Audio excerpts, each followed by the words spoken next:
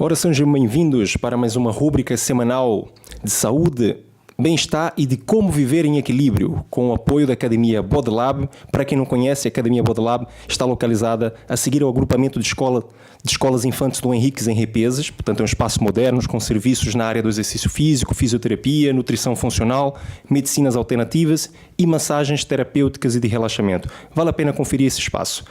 Portanto, vamos dar início a mais uma rúbrica semanal. Temos hoje aqui em estúdio o nosso grande amigo, é um amigo de peito realmente, e um colega que nos últimos tempos tem sido um braço direito, tem me acompanhado nesses últimos 2-3 anos, é o nosso Igor Barros. Seja bem-vindo, Igor. Tudo bem? Como vai? Tudo bem, Igor. Aos ouvintes também. Muito bem. O Igor é fisioterapeuta formado desde 2003, com experiência em clínica, hospital e ginásios de referências no Rio de Janeiro, Brasil, especializado na área da reabilitação motora, exercício clínico e terapia manual. Tem se dedicado ao desenvolvimento da instrução do método Pilates na aplicação clínica. Também desenvolve trabalho na terapia da dor, utilizando-se das técnicas estabelecidas nas guidelines das mais importantes revistas científicas da área. Reside em Portugal há 3 anos e é diretor clínico da Academia Bodelab. Muito bom, Igor. É muito bom tê-lo de volta. Já fizemos um programa na qual elucidamos toda a perspectiva da saúde da coluna, não é? E hoje vamos aprofundar um pouco num tema muito importante que diz respeito a muita gente, né? Nós que estamos nesse meio sabemos o quanto de pessoas que queixam-se de dores, né? E que convivem com dores, e acho que vai ser uma temática importante para os ouvintes que estão agora sintonizados aqui na rádio RCI e RCS. Portanto, Igor, para um início de conversa, explique-nos como se desencadeia o processo da dor musculoesquelética. Sim, bom. A dor musculoesquelética é aquela que a gente lida mais na nossa área, na nossa prática clínica, e é também a dor que tem mais prevalência no mundo. A maior causa de dores no mundo é a dor musculoesquelética. Em termos gerais, eu vou tentar explicar só rapidamente a neurofisiologia da dor, para que o ouvinte tente entender um pouco sobre os conceitos que envolvem o aparecimento da dor, né? Por que a dor aparece? Em linhas gerais, a dor é uma experiência pessoal. A dor é mais do que um processo físico, ele é uma experiência. A dor remete sempre a uma experiência individual. A mesma pessoa, por exemplo, pode ter dores diferentes ao longo da vida, mesmo que elas sejam no mesmo local. Ou seja, a dor é individual, individual entre as pessoas, mas também de cada pessoa. Ou seja, a mesma pessoa pode ter dor diferente ao longo da vida, porque depende do contexto em que a dor aparece. Em linhas gerais, vamos dizer uma dor... o circuito natural da dor seria uma picada de abelha, por exemplo. Uma picada de abelha tem o pico, quando pica, imediatamente a gente recebe essas informações na medula, a partir de receptores na pele, ou na parte onde foi picada, pode ser no tendão, no osso, enfim, a parte que é acometida ou que é estimulada, recebe aquela informação e ela vai direto para a sua medula. Sim. O primeiro arco que acontece pode ser um arco reflexo. No momento em que a gente sente que toca uma picada, a pessoa retira o membro, às vezes sem ter consciência do que aconteceu. Exato. Esse é um circuito muito rápido e de proteção. Uma queimadura, por exemplo? Uma queimadura, um fogão quente, ou até uma picada quando está a caminhar e alguma coisa pica a sua perna, rapidamente a gente tira antes de ter até consciência do que acontece. Esse é um arco protetor, é um arco reflexo. Não chega à consciência essa atitude é involuntária. A seguir, uma fibra rápida chega ao cérebro informando que alguma coisa aconteceu naquela região afetada. Estamos falando de uma picada de abelha, por exemplo. Logo se nota que alguma coisa está acontecendo na mão ou no braço e procura-se fugir daquela ameaça. Então, se a abelha ainda está por ali, você vai se afastar, vai olhar o local, vai começar a pensar em coçar ou atirar o ferrão, alguma coisa que te proteja do contínuo daquela ameaça. Sim. A seguir, essa segunda parte do arco que acontece num estímulo doloroso, num estímulo sensitivo, é a inflamação local. Uma picada de abelha gera uma inflamação. Então, outras fibras mais lentas carregam essa informação até o cérebro. E a dor inicial, que foi aguda, rápida, de pontada, começa a se tornar uma dor mais latejante, aquela inflamação, os tecidos em volta e mandam informações de pressão mecânica que está acontecendo ali dentro, receptores químicos da inflamação, e a dor fica ali por um tempo, revirando na nossa cabeça, revirando no nosso corpo, porque já é uma terceira fase. Então, essas 3 fases descreveriam rapidamente o que é a dor. A primeira pode ser uma atitude reflexa, tirar o braço rápido ou a perna. A segunda, uma dor que chega à consciência e a gente procura fugir rapidamente daquela ameaça. Essas 2 são as principais protetoras contra as ameaças. E a terceira, que é só da lembrança da dor, porque a inflamação vai durar por alguns dias. Sim. Então, enquanto aquela inflamação existe, a gente tem que tomar alguns cuidados. Eu não posso bater o meu braço de novo, porque aquilo vai me doer mais. Tá sensível. Exatamente, está sensível. Se eu torcer o tornozelo, eu vou evitar pisar com força, porque os tecidos ainda estão frágeis. Então, essa é também uma terceira parte que é importante para a defesa do nosso organismo. Então, a dor são sinais de alerta. Esse é o básico da neurofisiologia da dor. Ou seja, estamos a falar, então, de um processo criado no nosso cérebro. Exatamente. A dor, apesar dela ter componentes fora do cérebro, que são os receptores táteis, os receptores periféricos, e podem ser mecânicos ou químicos, o principal, quem faz a nossa consciência sentir dor é o cérebro. Ele é que vai analisar as informações que saíram da periferia, passaram pela medula, a medula faz uma modulação, ou seja, ela pode enviar sinais mais fortes ou pode diminuir os sinais de acordo com o contexto em que aquilo acontece. E o cérebro, quando recebe todas essas informações, decide, vai doer ou não vai doer. Preciso enviar um sinal de alarme naquele momento ou não preciso enviar? É mais ou menos isso que o cérebro faz. A dor, na verdade, é criada lá em cima. Os últimos décadas de estudo da neurofisiologia mostraram bem que as áreas são ativadas no cérebro quando a pessoa tem dor. E mesmo com o impulso acontecendo, como, por exemplo, aqui a gente poderia entrar num outro exemplo bem claro de como a dor é criada no cérebro. Imagina um soldado que está numa guerra e esse soldado está num momento, numa batalha muito difícil e que precisa sair daquele local de qualquer jeito para a sobrevivência dele. E por acaso algum ferimento acontece, pode ser um estilhaço, ou até mesmo um tiro, um projétil que atinja ele. Pode ser que ele naquele momento não perceba a dor, porque pode ser que ele não note que aconteceu um ferimento, porque o cérebro está tão mais ocupado em escapar, em vida ou morte, do que um ferimento que pode não ser no momento o principal. Ele precisa sair daquele local. Mesmo que o ferimento esteja lá, mesmo que a lesão aconteça, mesmo que a inflamação aconteça, todos os receptores estão conectados, estão ativos. A medula recebeu aquela informação também, mas ela modula a nível de que agora tem que esperar. O cérebro chega lá em cima as informações com calma, porque preciso tirar aquela pessoa dali. Preciso tirar o meu corpo dali. A passado um tempo, quando a pessoa está num local mais seguro, aí sim aparece mesmo aquela dor que faltou vir antes. Então, a escolha depende muito do Ou seja, no contexto desportivo, recordo por vezes, né, quando nós costumamos dizer que quando estamos com sangue quente, nós não sentimos aquela pancada. Mas realmente, quando as coisas esfriam, é que a gente sente. É um jogador de futebol, acontece muito isso. Ele pode sair todo machucado nas pernas e tudo, e depois só que quando tá lá no vestiário é que começa. Nossa, nem lembrava que levei uma pancada aqui, tá doendo, tá roxo, tá grande, tá inchado.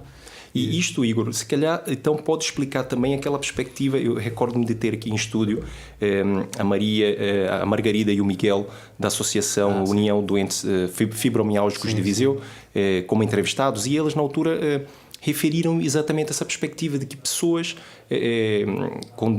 já diagnosticadas, já com a fibromialgia, conseguiam até ter uma vida normal, com alguma dor, mas conseguiam trabalhar, conseguiam fazer a sua lida diária, enquanto que outras chegavam a um estado quase realmente acamado de tanta dor que possuíam em momentos de crise. Ou seja, então, lá está a questão da experiência pessoal da dor, é criada no cérebro e tem essa particularidade, ou seja, essa distinção a nível de intensidade que pode variar, né, de pessoa para pessoa, então. Tanto que, pelas definições oficiais, não existe uma definição ainda que englobe todos os aspectos da dor, para ver como é difícil. Existe uma instituição internacional para estudo da dor, a IASP. Como é que se chama? Desculpa. IASP. Ok. IASP. International Association for Study of Pain. E ela ainda está a tentar moldar as definições da dor. Porque uma dor, ela tem componentes cognitivos, ela tem componentes emocionais, tem componentes da experiência própria, e ela pode se apresentar com lesões, como é o caso de uma inflamação, de uma picada de abelha ou do projétil de arma de fogo, num tiro. E ela pode se apresentar também sem lesões. Existem várias dores que aparecem no corpo que a gente não descobre por que aquilo acontece. Não se descobre. Mesmo as dores agudas, muitas vezes não se acha uma causa definida. Isso é muito comum nas dores lombares, por exemplo. Maior parte das crises de dor lombar não se tem uma causa definida. Não é a hérnia de disco, não é o bico de papagaio, não é a escoliose ou a osteoporose, não é nada disso que causa dor. Aquilo são componentes da coluna que estão lá e que já podiam estar antes da dor. Só que ninguém faz exame antes de ter uma crise de dor. Exato. Então, a partir do momento que se tem a dor, faz-se o exame e acha-se alguma coisa na coluna, o natural é ligar o problema, a lesão, à dor. Ou à crise da coluna. Só que já fizeram estudos, por isso que é o que eu estou a dizer, que isso não é inteiramente verdade. Estudos em que pegam pessoas e seguem elas, fazer exames rotineiramente, fazer exames num período de tempo, e nota-se que uma certa quantidade de pessoas tem dor e não tem nenhuma lesão na coluna. Sim. Outras já tinham lesão na coluna, tem a crise de coluna e quando se faz o exame a seguir, a coluna não modificou, continua tendo aquelas mesmas hérnias ou as mesmas bicos de papagaio, a mesma artrose. E outras pessoas apresentam a lesão muito após ter a dor. Está lá com a coluna boa, ou como ela já tinha antes, tem uma crise e a lesão, uma nova lesão só aparece talvez anos depois. Isto é uma prova de que não é obrigatoriamente... Não é relação direta. Não é uma relação direta. Okay. A lesão e dor são coisas diferentes. Sim. A lesão seria a nocicepção. É um termo bem difícil às vezes de entender, mas nocicepção é quando o corpo percebe, o corpo recebe estímulos nocivos. Então, receber estímulos nocivos quer dizer, pegar a sua caneta e se você enfiar na mão, você vai receber um estímulo nocivo. Mas se você estiver ouvindo uma música no meio de uma festa ou muito tranquilo da sua vida, fazendo uma meditação, talvez você não sinta dor. Entende? Então, o estímulo nocivo é diferente de dor. Sim. A dor tem que ser esse processo que tem componentes psicológicos, componentes sociais, inclusive, e componentes físicos também. Muito interessante.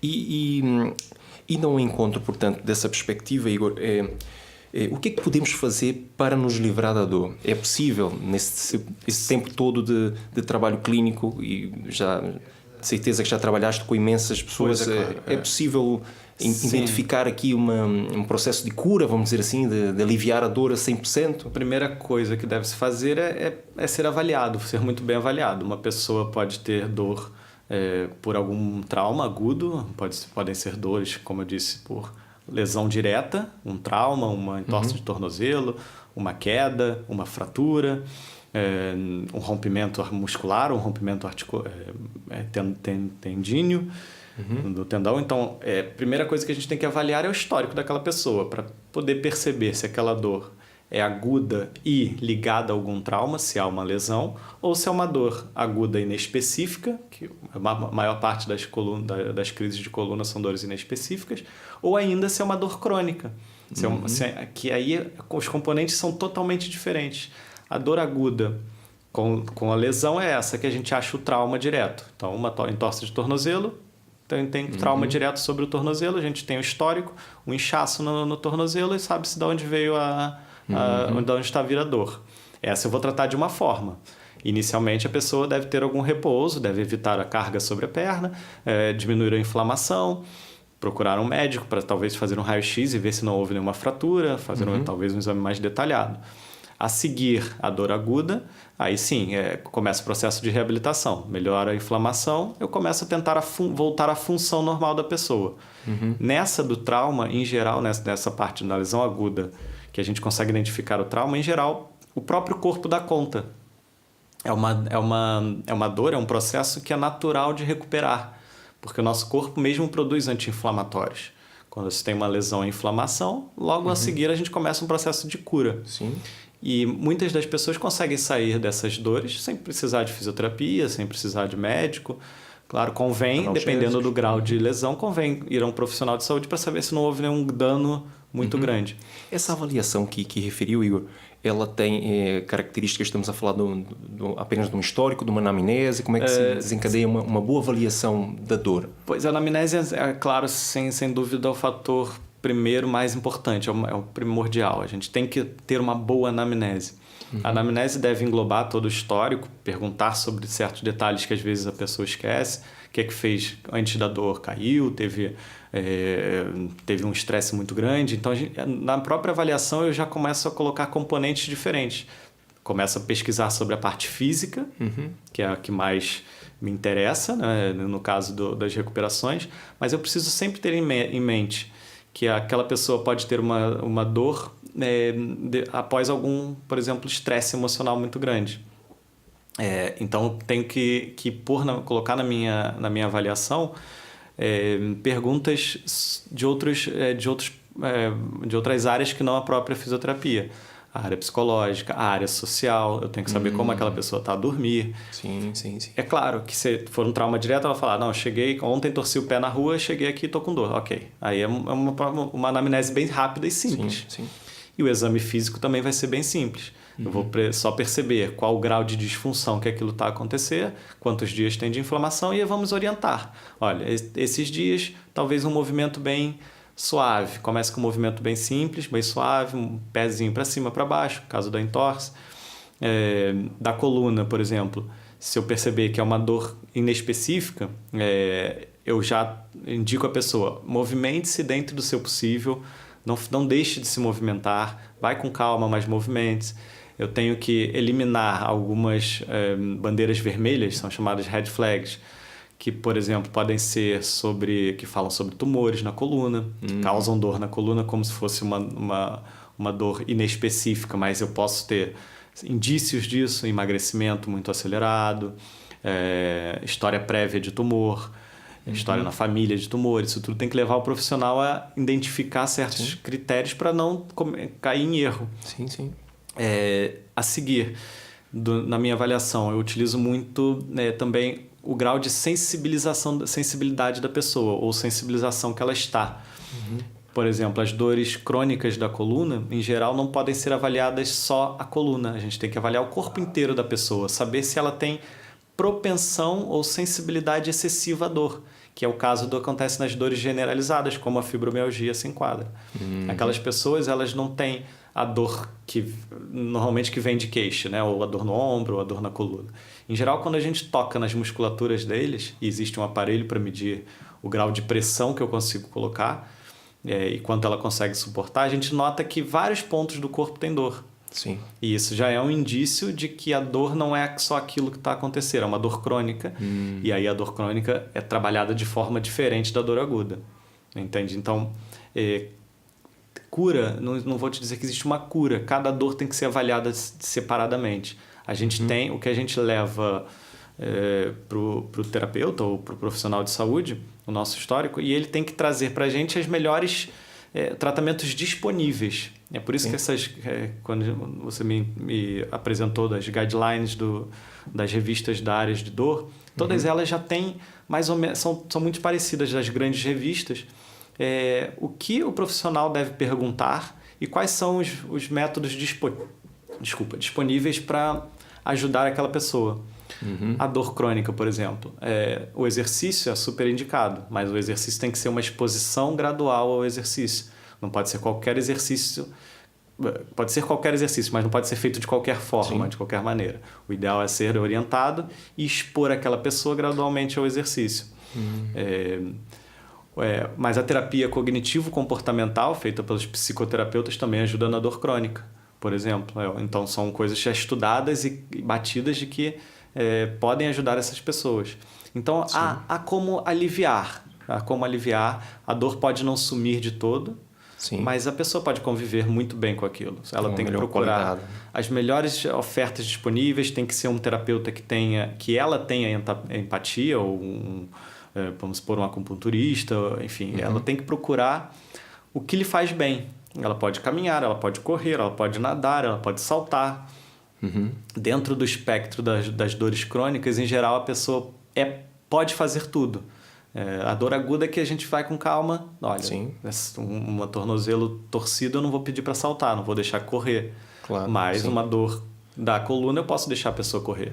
Entende? Se não for nenhuma dor que me alerte muito, se eu fizer a minha avaliação bem feita, eu consigo definir se a dor é bem... se a causa está definida ou se é uma dor crônica, que envolve outros fatores. É um pouco... por isso que eu converso caso a caso com as pessoas. Quando alguém me diz, fulano tem dor na coluna, o que ele pode fazer? Eu falo, olha, a primeira coisa seria conversar comigo. Sentar para conversar, porque eu não posso te dizer o que ele pode fazer. Claro. Cada um tem a sua... É compreensível. Cada um tem a sua fórmula para tentar aliviar a dor, entende? Então, eu nunca dou uma receita, mas existem. E mesmo que a dor não suma, uma qualidade de vida que é o mais favorável. Exatamente. Não ficar disfuncional, entende? Perfeito. Igor, falaste, portanto, na questão do tratamento, né? A seguir a avaliação, e falaste na perspectiva do exercício físico, ou seja, o exercício físico aqui acaba por já ser aceita a ideia de fazer parte do tratamento. Sim, não é isto? Sim. Pronto, porque eu recordo na minha formação ainda, eu aprendi desta forma, ou seja, o facto de enquanto houver dor, é um sinal de alerta e esta pessoa tem que estar... a atividade física deve estar suspensa. Eu recordo que na altura foi desta forma que eu aprendi. Sim. E coisa que hoje em dia, felizmente, as coisas já são diferentes. Não é? Claro. Se partisse desse princípio, por exemplo, uma pessoa que sofre de fibromialgia jamais faria exercício físico. Claro, né? Claro, e hoje penso que as coisas já evoluíram e o exercício clínico, aliás, né, a bandeira já está levantada e já não há dúvidas de que o exercício físico faz parte do tratamento. Né? E nessa ótica... qual é o teu ponto de vista acerca do exercício físico sendo utilizado diretamente num tratamento? Num tratamento, então, vamos lá. Mesma coisa que eu disse antes. A primeira coisa é sempre avaliar que tipo de dor é. Tá? Então, se a pessoa tem realmente um trauma, teve uma queda, uma pessoa idosa teve uma queda alguns dias atrás e vem recorrendo em dor na coluna. Eu não vou começar uma prática de exercício sem ter certeza de que ela não fraturou nada na coluna, por exemplo. Talvez daí que venha esse alerta. Toda dor é um sinal de alerta, realmente. Então, a primeira parte da sua frase está correta. Toda dor é um sinal de alerta. Mas qual é o alerta que está me dando? Realmente, será que teve alguma fratura? Ou foi só da pancada, a dor muscular que está associada a uma contratura de proteção? Aí eu posso tentar um exercício. Então, a primeira coisa é identificar que tipo de dor é. Tá? Por isso, os profissionais que atuam com dor ganham espaço dentro dos ginásios hoje em dia. Porque a gente precisa saber se aquela pessoa que quer fazer exercício tem uma dor que permita ela fazer o exercício ou se tem uma dor que realmente, no momento, tem que tem que investigar melhor. Mas vamos voltar ao do tornozelo, por exemplo. A pessoa que tem uma entorse do tornozelo, ela não deve fazer exercícios vigorosos, não deve saltar, não deve colocar carga excessiva no perna, mas ela pode mexer o pé. Ela pode mexer o pé, dependendo do grau que que ela se sinta à vontade de mexer. Sim. Eu sempre digo, a dor ela vai aparecer, mesmo que você mexa o pé pouquinho, ela vai começar a aparecer. Mas se eu não mexer, o risco dessa dor se cronificar é maior. Então, hoje em dia, ninguém diz não se mexe, se diz repousos relativos. A coluna, então, é o principal disso. Antigamente era dor de coluna, fica deitado por 10 dias, exatamente, sim, não sim. faz nada. Hoje em dia não, completamente diferente. Principalmente a coluna, que é a grande causa das dores musculoesqueléticas, a coluna, a dor lombar, representa quase 30%. Então, é quase 1/3 de todas as dores musculoesqueléticas. Então, não é para ficar mais deitado. A não ser que seja um idoso que tenha fraturado, então são muito específicos. Sim. Essas especificidades não chegam nem a 5% dos casos, são muito poucas. Então, a maior parte das pessoas tem que ter um repouso relativo. Quer dizer, esforce-se na medida do seu possível. Sim. Vai caminhar, vai até a casa de banho, volta, senta um pouquinho, doeu, levanta, tenta se abaixar para fazer alguma coisa, não deu, não tem problema, tenta no dia seguir, mas todo dia tentar um movimento diferente, tentar um pouquinho a mais. Não existe mais uma indicação clara de repouso. Na segunda parte da sua pergunta era sobre qual exercício que a gente deveria fazer. Bom, o exercício... nas dores crônicas, por exemplo, pelos estudos que há hoje em dia, não há um exercício preferencial, e sim uma forma de se executar esse exercício. Que quer dizer, o exercício deve ter uma gradação, uma exposição gradual, a pessoa deve ser exposta aos poucos ao exercício, para o limiar de dor dela aumentar, e não se... Pode até se tentar uma exposição rápida, mas o risco de você aumentar a dor é grande. Porque o sistema todo tá sensível. Não tem lesão, mas ainda assim o sistema da pessoa é sensível. Ela pode ter uma reação maior à dor do que outras pessoas. Sim. Então eu tenho que expor gradualmente. Eu tenho que ensinar ao cérebro que se movimentar é seguro. Tá? Então o fisioterapeuta, a minha área, ganhou algum espaço no exercício físico mesmo, porque faz esse início de tratamento. Sim. Como a gente tem uma visão clínica e uma visão mais aprofundada de qual dor deve ser, qual dor pode ser indicada para o exercício e qual deve ser tratada primeiro com medicação ou com outras formas de tratamento, a gente entra muito bem hoje em dia nos ginásios e nos clubes, porque o fisioterapeuta facilita o início do movimento. Exatamente. Dando para aquela pessoa dicas de como se movimentar com segurança, mostrar que o exercício pode começar com bem pouco impacto e ainda assim ter um resultado, que é o fator do exercício clínico. A gente não começa com impactos grandes, a gente vai aumentando aos poucos a carga daquele exercício. E aí, nesse âmbito, a pessoa pode fazer qualquer coisa, ela pode fazer uma hidroterapia, por exemplo, na coluna. O Pilates, como é a minha especialidade, é hoje em dia muito procurado por causa desses problemas de dores. Então, a pessoa tem um acompanhamento mais próximo com o fisioterapeuta, ainda que seja só por um tempo, para depois voltar às suas atividades. Tem sido muito buscado por causa disso. Mas a pessoa pode caminhar simplesmente. Por isso que eu digo, a minha avaliação, eu às vezes digo, olha, não quer fazer algum exercício, não tem tempo para ir ao ginásio, ou não tem tempo para fazer o Pilates, enfim. Caminha, começa a caminhar. Mas caminhar também me dói. Mas caminhar quanto tempo te dói? Se eu caminhar mais de meia hora, começa a me doer muito a coluna. Então caminha para iniciar 10 minutos. Todo dia 10. Na semana a seguir, todo dia 15. Na semana a seguir, todo dia 20. Até chegar ao limiar dela. Exato, aumentar o limiar daquela dor. Mas por isso que realmente a gente tem hoje mais facilidade dos exercícios clínicos como o Pilates na área da reabilitação. Já é uma forma de iniciar a pessoa num exercício, um exercício que pode se tornar vigoroso, pode ter força e flexibilidade e aumentar a resistência muscular. Mas tem essa vertente Exato, também mais clínica. Está sempre a olhar pela postura, está sempre a olhar para um exercício bem feito, de qualidade. Então, acho que é por aí que se integram essas duas áreas, da fisioterapia, da reabilitação e do exercício físico em si. Sim. Acho que isso é importante nesse momento que a gente está dos estudos. Muito bem, Igor.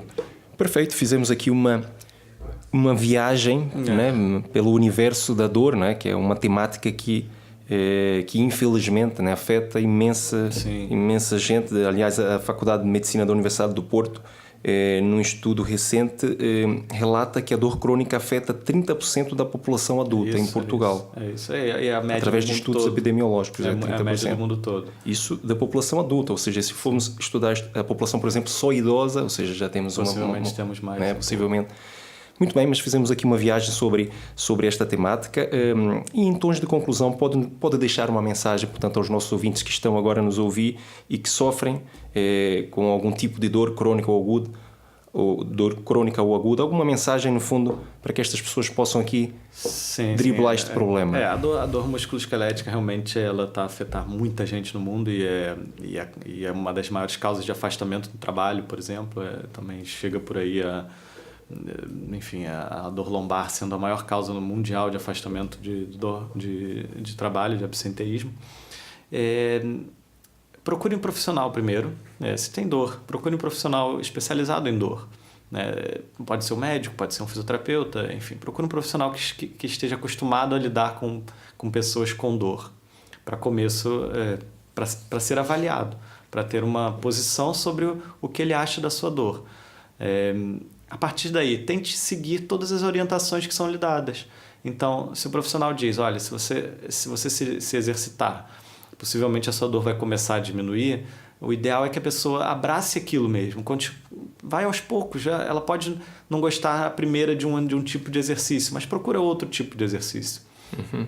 Possivelmente algum deles a pessoa vai se adaptar. Até porque a oferta hoje já é grande. Exato, né? Existem milhões de modalidades, não posso dizer milhões, mas existem milhares de modalidades de exercício.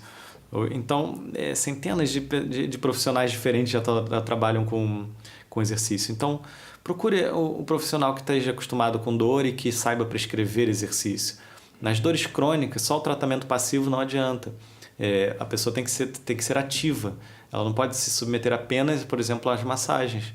Uhum. Apesar de ser uma ajuda em muitos tratamentos, uma dor crônica tem que ser movimento ativo. Uhum. Ela tem que causar algum esforço, ela tem que começar a sentir vontade de fazer aquele exercício. E tenha em mente que com uma boa abordagem, pode ser de um profissional, mas o melhor seria multiprofissional ou interdisciplinar, as chances de melhorar aquela dor são muito grandes. A gente tem poucas dores que não respondem a nada. Uhum. Até existem, mas são poucas. Então, possivelmente, o ouvinte que está aqui agora a pensar que tem uma dor que não se resolve, provavelmente ele não tem essa característica de dor que não se resolve.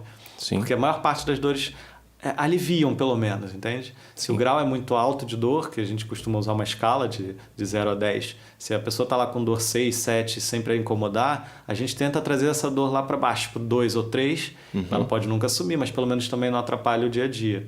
Então, há formas de melhorar. A questão é, primeiro, que a pessoa tem que se engajar no tratamento, depois procurar profissionais que sejam bem experientes nessa área da dor. O isolamento, o sedentarismo para nós limarmos. Nesse momento, não. Perfeito. Tá bom. Só não sei que o médico diga que não pode se mexer. Aí sim. Exato. Então, também tem essa avaliação clínica que é importante. Muito bem.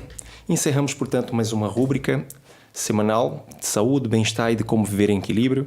Fica o nosso agradecimento, Igor, pela sua presença. Então, o Igor, como já referi, portanto, é o diretor clínico da Academia BodyLab e que faz um trabalho fantástico. Encerramos então aqui mais uma rúbrica. Voltamos na próxima segunda-feira, Rádio RCI, RCS, com emissão às 11 horas e repetição às 21 horas. Cumprimentos a todos. Muito obrigado.